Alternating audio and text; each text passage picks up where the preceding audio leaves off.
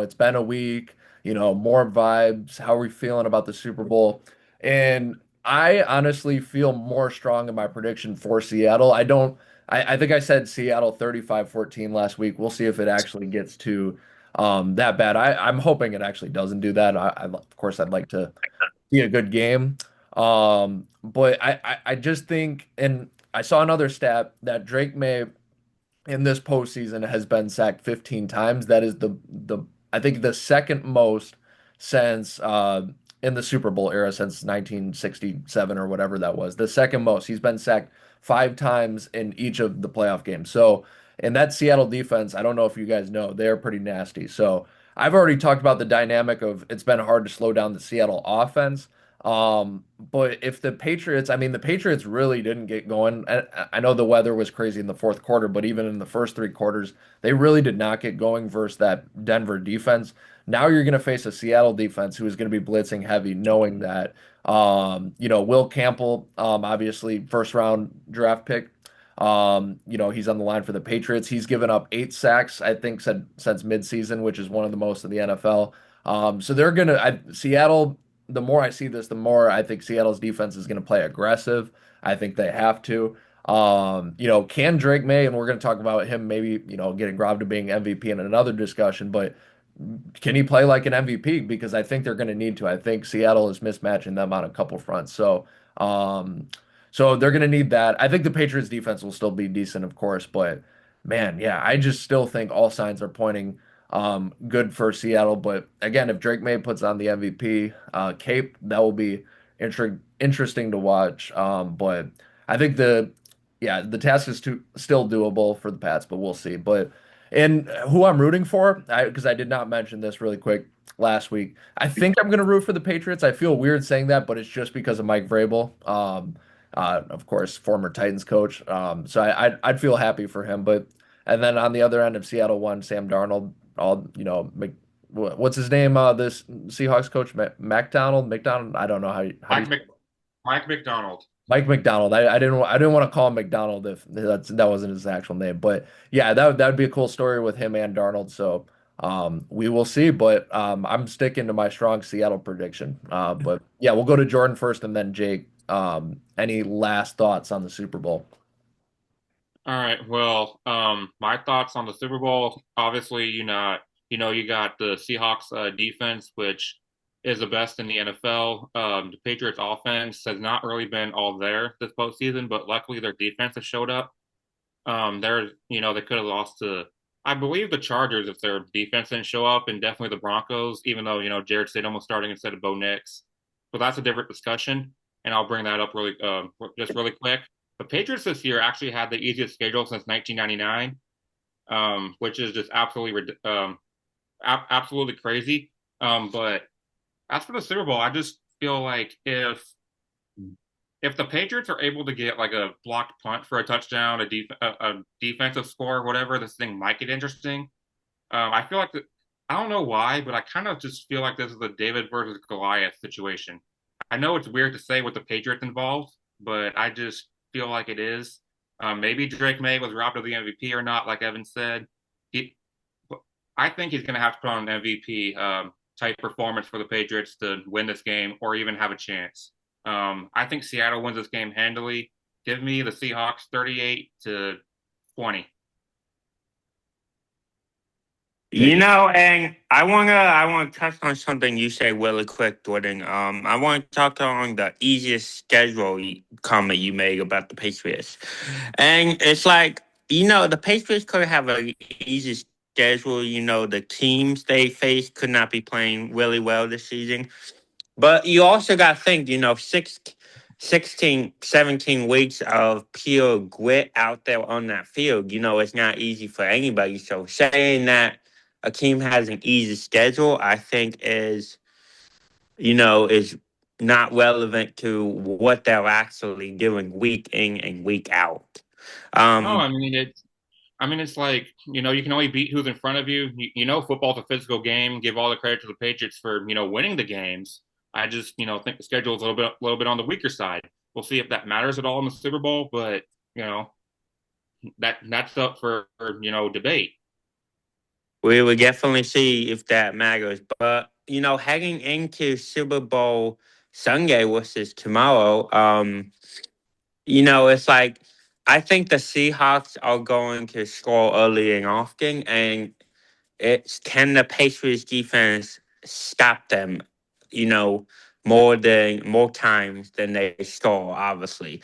And I really don't see that happening. I think Seattle wins this game pretty single handedly. I don't think this game is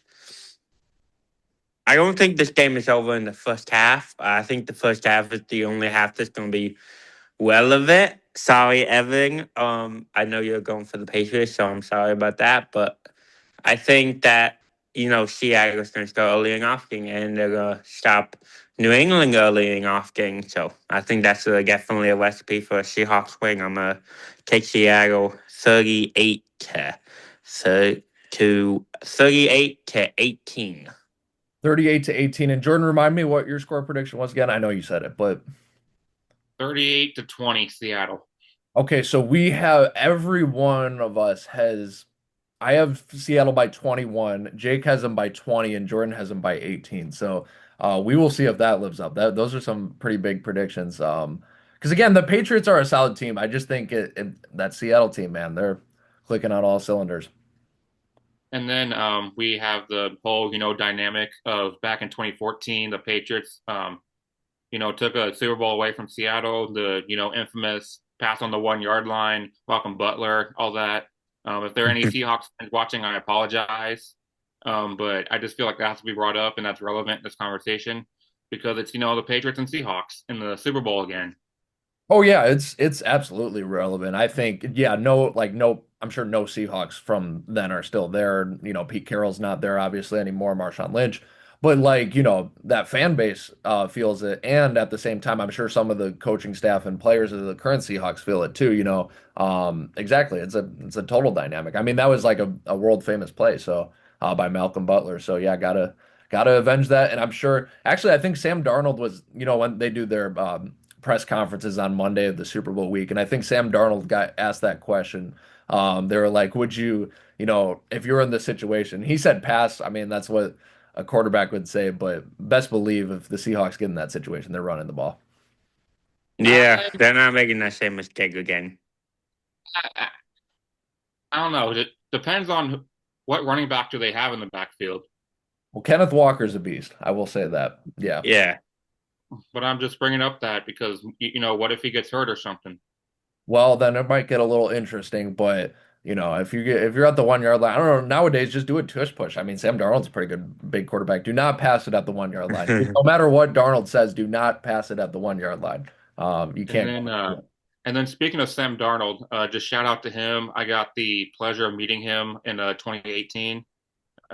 This is a dude who, played for the Panthers, played for the Jets, the infamous seeing ghosts. Was passed off by the Vikings after, 14 wins, faltering in the last game of the regular season and then the playoffs last year, and now gets his shot at a Super Bowl ring. So just shout out to Sam Darnold for that. Perseverance pays off. Absolutely. Yeah. And he seems like Jordan said, he seems like a great guy. So that's really cool you got to meet him. Yeah. Yeah, But I just wanted to throw out a fun little conversation here. Are we planning to watch the halftime show, guys? so let's see. Bad Bunny is the halftime show. I would think he's going to bring out Cardi B because I mean she's going to be there anyway with Stephon Diggs in the Super Bowl. Um, which that's a different discussion. Karma's not real, but I don't think we'll get into that, but whatever. Um, so I definitely think that he would bring her out. I think there have been rumors of him bringing out Shakira, who obviously, hips don't lie. They still don't 20 years later, but um, I think I would watch it. I might not understand what he's saying if he decides to speak in Spanish or sing in Spanish, but yeah, I think I would at least pay attention to it. Yeah, I will just say, and just a quick note, I just want to give like traction because you're going to hear a lot of pushback. People are going to be like mad at Bad Bunny and like, why is he at the halftime or whatever? And you're going to hear that. And I just want to give some, and again, some people might just be hating just to hate, but I do want to give some credence that Bad Bunny has said some interesting stuff about America. We won't go into that, but like he has for sure. But could you imagine if it was from the other side? So Bad Bunny has said some interesting stuff, but he's still allowed to perform at the halftime show, from sort of a left-wing perspective. Could you imagine if someone on the right was saying some interesting stuff and the NFL would invite them to do the Super Bowl? No way. There's no chance. So there's some crazies out there who are gonna like just hate to hate, but I think there's a valid argument to, questioning why he's here. But he is here. You don't want to deny it. So, and putting that aside, though, I do think Bad Bunny is actually a pretty good singer. I like his music, worldly popular, and yeah, it'll be like Jordan said, it'll be interesting to see who he brings out, what kind of props. Obviously, we all remember the legendary Sharks from Katy Perry's appearance. I think that was the Seahawks and Patriots Super Bowl. So what kind of props, what kind of dances, who he brings out, that'll be interesting to see. But he is a pretty good singer. So now that he is the person, I'll be looking forward to seeing that. Yeah. Yeah, it'll be pretty interesting Super Bowl. Halftime show. I think I probably tune into it. Like Jordan said, probably won't know what he's saying. I think, and to bring up a point on that, I think most of his songs are in Spanish. So, anyone who doesn't speak Spanish out there might not know what he's saying, but I feel like he's still gonna, bring a lot of hype and, a lot to the Super Bowl halftime show. But like Evan said, I think the politics side of this is a little weird though. But like he said, we won't get so much into that. And I just hope Bad Bunny puts on a good halftime show, and we'll see what happens after that, if anything. Yeah, it's just unfortunate to me that after the halftime show, you're gonna, go on Instagram or whatever social media, and you're gonna see people complaining about it, like, oh, the halftime show, like, because people just like to complain about anything. Um, so that's just unfortunate to me. I don't really know how to like judge halftime shows. I'm just gonna be, transparent on that. Maybe one of you can tell me how, but Yeah. Maybe judge halftime shows on I guess how um how hype it is. Like if you enjoy listening to that kind of music, I would say. Yeah, I mean, I know people who are like die hard like fans of some of these singers too, so like they definitely know like wow, this was their great performance or this was not. Like I remember when The Weeknd performed at the halftime too, like all my friends who follow The Weeknd a lot had pretty strong opinions on that. So we'll follow it as more of casual and just like, oh, that sounded good, but there's going to be some people who follow Bad Bunny really closely who are going to be either very excited or very critical of it. That should, like Jordan said, Right. that's just the way it is. Yep. yeah, I mean, it is what it is. You can't control people's thoughts, and they are just gonna just express the way they feel, if even if they're lying on the internet. Because I mean, let's just be real. You're going behind a screen and just saying whatever you want to.